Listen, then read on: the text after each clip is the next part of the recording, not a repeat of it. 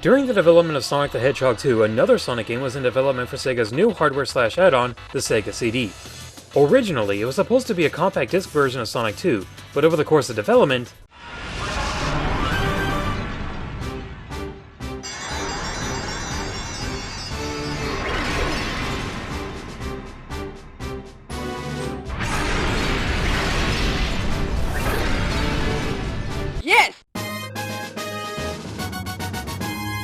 well, it's more like a de-evolution of me, but I'm getting ahead of myself.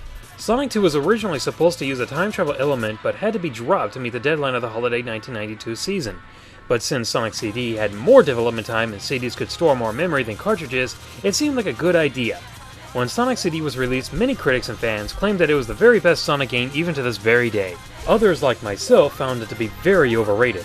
Before you start flaming me for that statement, let me just say that back when it first came out, my brother had a Sega CD and we rented it. We only played it for a little bit because it didn't leave that much of an impact on us, and we returned it without wanting a second rental. 12 years later, I became aware that many critics were praising it for its gameplay, so I bought it on the Sonic Gems collection because I wanted to give it a second try and see if I could figure out what I missed. And I understand its innovation for the time, but I don't feel it turned out quite that well. Before I get to the story, allow me to explain the new characters and features. Making their first appearances are Amy Rose and Metal Sonic. A save system was added allowing you to save your progress after every area you cleared. However, unlike in Sonic 3, which is about 3 months away, you couldn't go back to any level you wanted to unless you used the new time attack mode.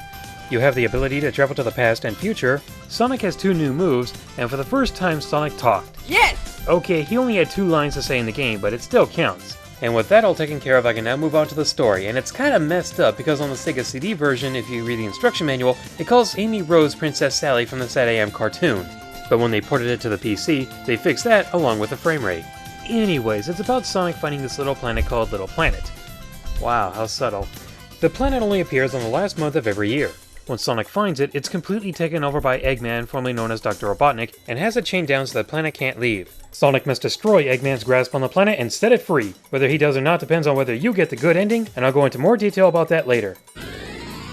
Hope you're familiar with Sonic 1 because that's what this game feels like. The levels feel more or less like remakes of said Sonic game. The bonus stage returns if you collected 50 rings at the end of the stage and jump through the giant ring, 3 zones for every level, and a boss fight at the end of the third. The major rules still apply: keep 1 ring with you at all times, if you get hit you lose all of your rings, check marks let you start from that point if you die, capsules still contain rings, extra lives, shields, the running shoes, and invincibility, and Tails is not playable in any form. As far as your moves go, you have the Spindash from Sonic 2 and the new Super Peel Out. The Spindash works similar to the one from Sonic 2, except instead of spamming the button to charge up your speed, you now wait for the screen to move over. I used to think this was annoying, but it gives the player a little more view of what's ahead of them. And I kinda like that. I just hate having to wait for it, otherwise he won't move. The Super Peel Out works by holding up in the jump button, allowing Sonic to rev up his legs like never before, then zoom out. It's quicker than the Spindash, but it leaves Sonic wide open to a hit. Choose your poison wisely. Oh, and his other new move is being able to hang onto these poles. And it's okay if you forgot about that because there's little point to it other than Wacky Workbench, although it is similar to hanging onto the underwater poles. Once you've cleared the first 2 zones, you'll take on Dr. Eggman in the third one. Normally. As mentioned earlier, the levels feel like redesigns of Sonic 1, except no Marble Zone and 2 new zones altogether. Palm Tree Panic is Green Hill Zone, but with lots of springs and an inside view of the loop-de-loop twice. Collision Chaos is very reminiscent of Spring Yard Zone and can get quite annoying at times. Tidal Tempest is the Labyrinth Zone, with the only real difference being the name, the look, and the music. Quartz Quadrant feels like a completely new zone where Sonic is surrounded by conveyor belts and switches that change the direction of said conveyor belts. Wacky Workbench is a clear gimmicky level where if the bottom is flashing, which is almost every second, Sonic gets sent up very high. Passing this level is all about timing and patience. Stardust Speedway has a similar feeling to Starlight from Sonic 1. As the level focuses on speed and these signs that change the background to the foreground and vice versa. It's easier to see than it is to explain. Finally, Scrap Brain Zone under the name Metallic Madness. You'll find some pipes that send you everywhere, lasers that affect Sonic's size, and these things that send Sonic upwards. As mentioned earlier, you can go to a bonus stage if you kept 50 or more rings by the end of the level and jump through the giant ring. The bonus stage this time has Sonic running in a sort of 3D environment and taking down UFOs. I have no clue or lead as to why that's the objective, but whatever, until you either destroy them all or run out of time. Within your environment you'll find bumpers, fans, speed boosters, springs, choppers/trippers, and water. Don't go in the water, it takes time away faster than you can react to it. But to make things fair, a special UFO appears near the center of the stage once the time goes under 20 seconds. Destroying it gives you an extra 30 seconds. Destroying a UFO can give you rings for points or running shoes, which in this area can actually hurt you more than it can help you. Bit of advice, you can slow Sonic down by holding down on the D-pad. If you destroy all the UFOs, Sonic gets a time stone. Like the Chaos Emeralds, there's 7 of them, but unlike its superior cousins, collecting them does not turn Sonic into Super Sonic. In fact, it doesn't give Sonic any new powers. Collecting all of them is the same as collecting the Emeralds in Sonic 1. It gives you a different ending. However, this is not the only way to get the better ending. Within the levels are past and future posts. Let me save you the trouble. Don't waste your time in the future, go to the past. In the past, you can hunt down these generators. If you destroy them, they make all the enemy robots self-destruct and make a good future. If you destroy them in the first 2 zones of each area, you'll automatically make a good future for the 3rd zone. There's also a metal Sonic projector in the past stages as well, and destroying them sets free the little animals. But beyond that, it has no significant importance, so don't worry about having to find them all.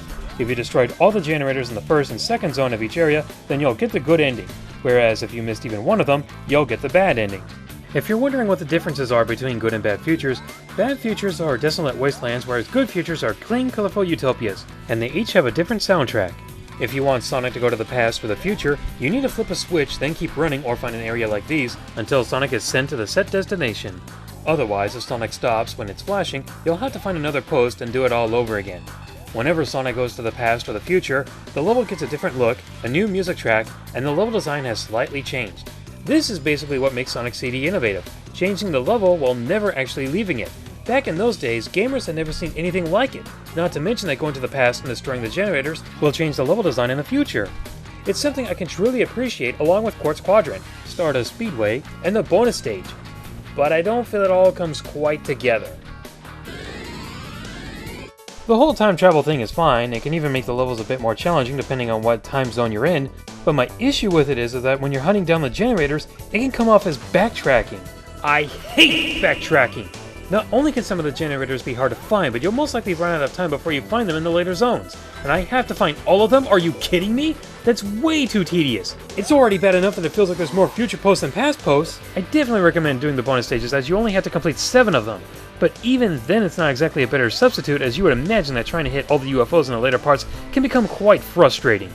If I'm not mistaken, I believe there is actually a pattern to which one you go after first, then the next, and so on, but I found it easier to memorize the bonus stages from Sonic 2.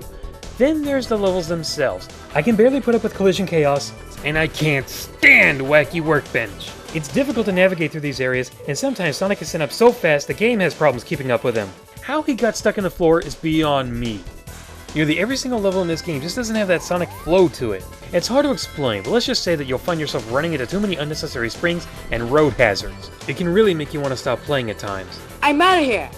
No, Sonic, wait! Take me with you! Oh, and how about those bosses? They range from annoying to terrible and normally give you invincibility and shields before the fights. This one has to be the worst design of them all. His shields are made up of air bubbles. The same air bubbles that keep Sonic alive underwater, and his shots are pathetically easy to dodge. Once again, is that really his IQ score? You know why I didn't put these on my list of the 10 worst classic Eggman Robotnik boss fights? Well, it was because I was focused on the Genesis titles, and this game would have made up more than half of that list. Except the Metal Sonic Race, which can actually be challenging, and by challenging I mean cheap.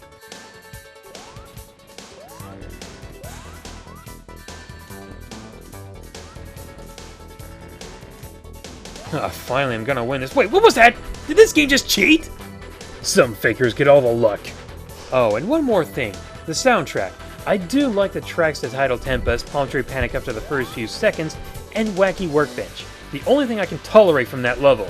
Sadly, that's it, as the rest of it I find meh, and I really don't care for the alternate level tracks.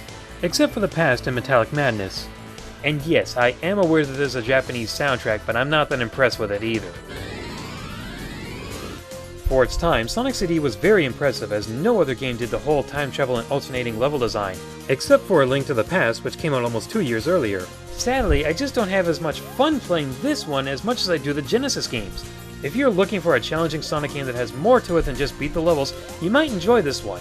But to me, a lot of the levels just come off as more annoying than satisfying, and there's very little difference between playing in the good and bad futures.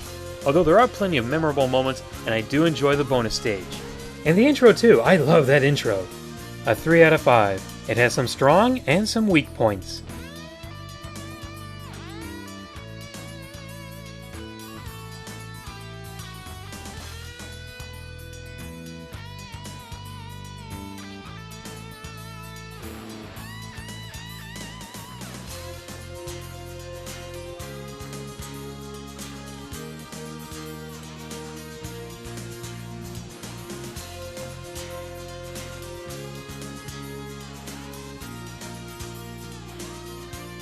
You're too slow!